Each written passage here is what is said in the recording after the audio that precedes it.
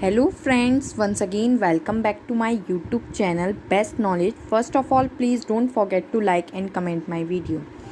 आज मैं लेकर आई हूँ आप लोगों के लिए बीएससी सेकेंड सेमेस्टर में मैथ्स में चैप्टर 4, चैप्टर 3 कंप्लीट हो गए हैं। अगर आपको उन सब के लेक्चर्स देखने हैं तो मैंने इसके डिस्क्रिप्शन में उसकी प्लेलिस्ट का लिंक डाल दिया है। आप वहाँ से जाकर मेरे प्रीवियस के सारे लेक्चर्स देख सकते हैं, तो आप वहाँ से जाके देख सकते हैं। आज हम पढ़ेंगे चैप्टर 4 का ये लेक्चर फर्स्ट है, linear differential equations with constant coefficient. Chapter का नेम है। लाइनियर डिफरेंशियल इक्वेशंस से रिलेटेड क्वेश्चंस हम अपने प्रीवियस लेक्चर्स में कर चुके हैं, तो आपको क्लियर हो गए होंगे लाइनियर डिफरेंशियल इक्वेशंस से रिलेटेड क्वेश्चन कैसे सॉल्व करते हैं। अब इसमें एक बात और अटैच हो गई है, वो है with constant coefficient. It means जब हम लाइनियर डिफरेंशियल इक्वेशन सॉल्व करेंगे तो उसमें कुछ कांस्टेंट कोफिशिएंट भी ऐड हो जाएंगे। So let's start. आपको समझ में आ जाएगा। मैं एक्सप्लेन करती हूँ एक क्वेश्चन। ये क्वेश्चन है, इसको हमें सॉल्व करना है। केवल ये लिखा है सॉल्व दिस क्वेश्चन, सॉल्व करना है लाइनियर डिफरेंशियल इक्वेशंस के बेस पे। So let's start. कैसे करते हैं ये क्वेश्चन। सबसे पहले यहाँ पर कुछ वर्किंग रूल होता है इसका, सो मैं आपको बता देती हूँ। जब हमारे विद कांस्टेंट कोफिशिएंट वाले क्वेश्चंस आते हैं तो उनसे रिलेटेड क्वेश्चंस को कैसे करते हैं। तो सबसे पहले हमें डिफरेंशियल इक्वेशन जो गिवन है यहाँ पर, उसमें d2/dx² की प्लेस पर हम कैपिटल D स्क्वायर लिखेंगे। इट मीन्स मैं यहाँ साइड में बताती हूँ कि अगर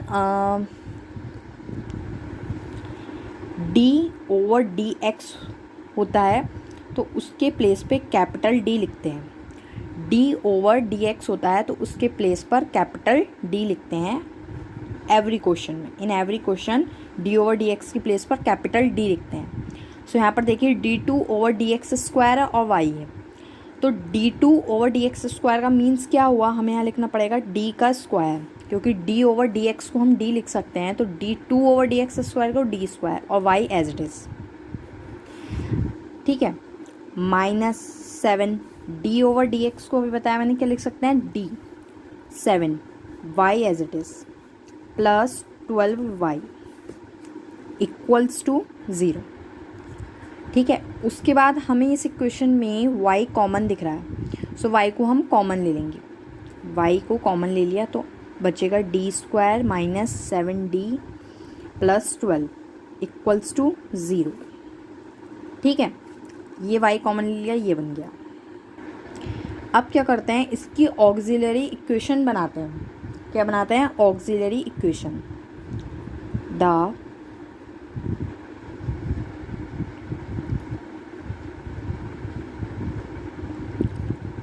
ऑक्सिलरी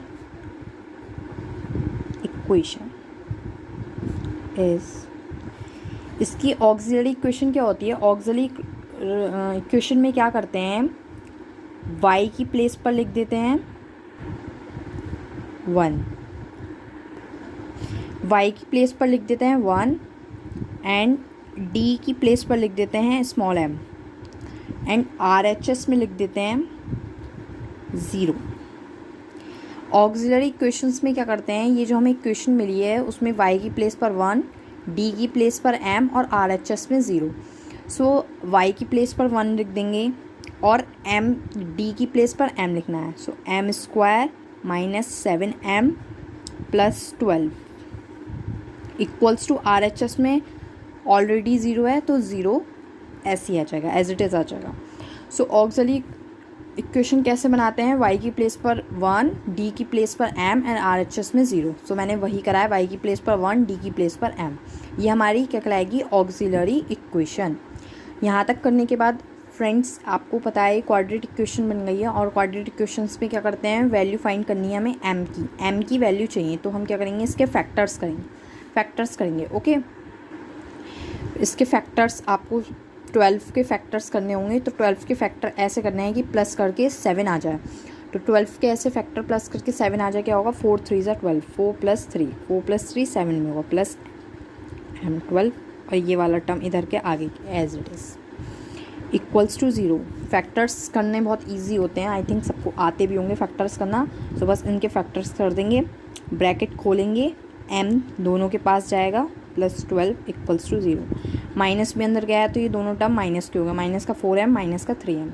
अब इन दोनों टर्म में से m कॉमन दिख रहा है तो m कॉमन ले लिया, अंदर बचेगा m माइनस 4, माइनस 3 कॉमन लूँगी। इन दोनों टर्म में से मुझे 3 कॉमन दिख गया है बिकॉज 3 4 ज़ा 12 हो जाएगा, माइनस के 4 equals to 0। So m minus 3 बनेगा एक ब्रैकेट और एक ब्रैकेट बनेगा m minus 4 equals to 0। So उसके बाद यहाँ से m की वैल्यूज़ आ जाएगी, m की वैल्यूज़ आएंगी 3 एंड 4, m की 2 वैल्यूज़ आ गई। कितनी वैल्यूज़ आ गई? 2 वैल्यूज़। ठीक है। सो अब इसका सॉल्यूशन लिखना है। सॉल्यूशन लिखेंगे y इक्वल्स टू, सॉल्यूशन कैसे लिखते हैं? ऐसे लिखते हैं, hence the solution is y equals to, इसका सॉल्यूशन फिक्स होता है, सॉल्यूशन इसका फिक्स होता है। जो constant coefficient linear differential equation with constant coefficient वाले क्वेश्चंस होते हैं उनके जो सॉल्यूशन होते हैं वो फिक्स होते हैं। क्या होता है सॉल्यूशन? C1 और जो m के साथ होता है वो लिख देते हैं e to the power 3x plus C2 e to the power 4x। देखिए इसका जो सॉल्यूशन होता है इन क्वेश्चंस का, कांस्टेंट वाले क्वेश्चंस का, वो फिक्स होता है। एक में दोनों में आप देख सकते हैं कांस्टेंट अटैच हो रहा है C1 और C2, तो कांस्टेंट कोफिशिएंट हो गया।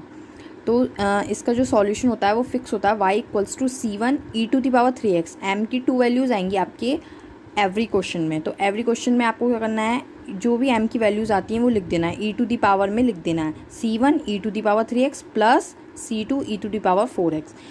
m की वैल्यूज़ डिफरेंट हैं, अगर m की वैल्यूज़ सेम होती हैं तो उसके लिए अलग सॉल्यूशन होता है। अभी डिफरेंट के लिए समझिए, अगर यहाँ 3 होता, दोनों m की वैल्यू 3 आती तो उसके लिए डिफरेंट सॉल्यूशन होता, बट यहाँ पर m की दोनों वैल्यू डिफरेंट है, तो m की डिफरेंट वैल्यूज़ जब होती हैं तो उसके लिए ये सॉल्यूशन होता है C1 e to the power 3x plus C2 e to the power 4x। वो e टू दी पावर में लिख देते हैं m की वैल्यूज़ को, और यही इसका solution. So I think friends आपके समझ में आ गया होगा ये वाला क्वेश्चन कि विद कांस्टेंट कोफिशिएंट वाली लाइनर डिफरेंशियल इक्वेशंस को कैसे सॉल्व करते हैं। Thanks for watching my video. Please share, like and comment my video also.